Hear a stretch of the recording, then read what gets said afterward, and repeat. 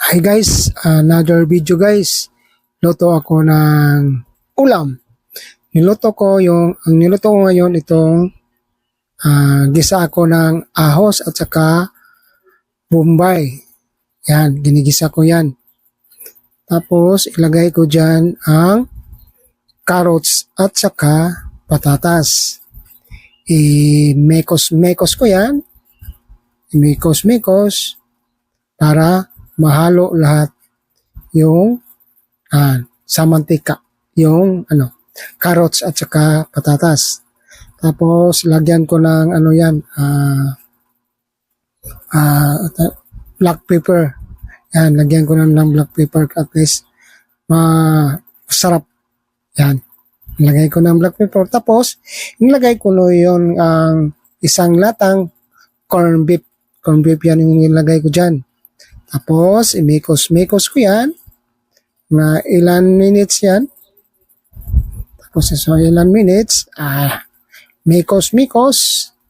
Madali yan na luto lang. Madalian lang na yan pagkaluto yung mga idol. Yung parang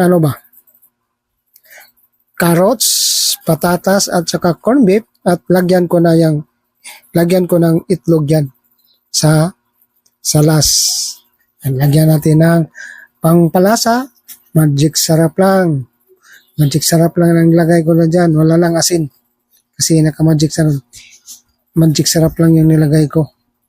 Baka maparat yan. At lagyan na ng siling haba. Tina-chop-chop ko liit na pagka-chop-chop. Yan, inahalo-halo. Dyan.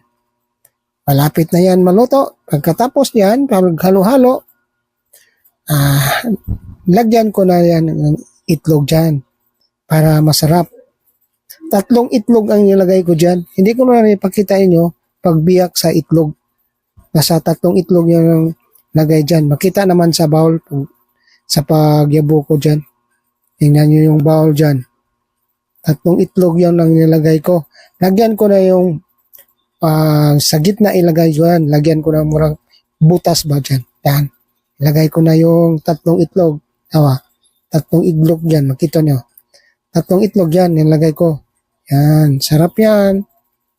At least, para mas masarap na yung luto ko na corn beef with egg at saka mayroong carrots na isa at saka patatas na isa. Maraming salamat po sa inyo sa pagtingin sa mga binablog ko mga idol ha. Yan ang lutong bahay. Takipan